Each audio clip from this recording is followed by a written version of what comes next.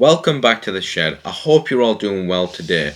I'm hitting you with the top 5 favourite Red Dead Redemption 2 characters. In number 5 we got Siri Adler. This woman was on a course for vengeance. She wanted to kill anybody who was associated with Colm O'Driscoll in any aspect that she could. Absolutely amazing. We pick her up at the start of the game where she's a broken woman and we slowly see her turn into an absolute animal. We had some of the greatest story missions with her where we went and saved John, we escaped with the hot air balloon, and altogether was a sick character who stuck by Arthur and John right till the end.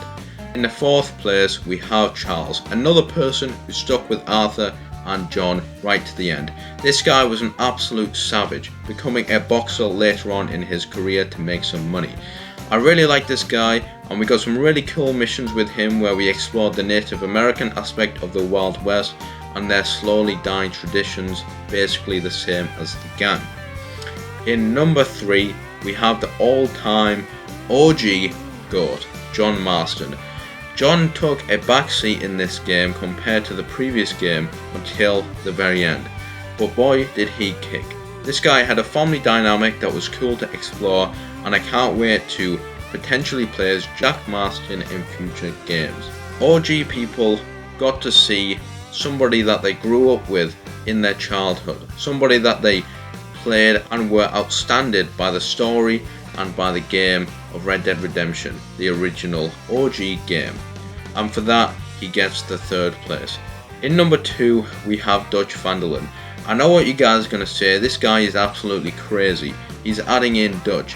What an absolute narcissist, okay, Dutch is. But you have to have a good villain in any good game, any good movie, to elevate it to the next level. Look at the Dark Knight trilogy for example, some amazing villains over there that really elevated the Batman to become one of the best trilogies of all time. Now back to Red Dead 2. Dutch came through with the potential brain injuries, unfortunately for him, sticking with Micah, which you really do have to have a brain injury to stick with that fool, okay?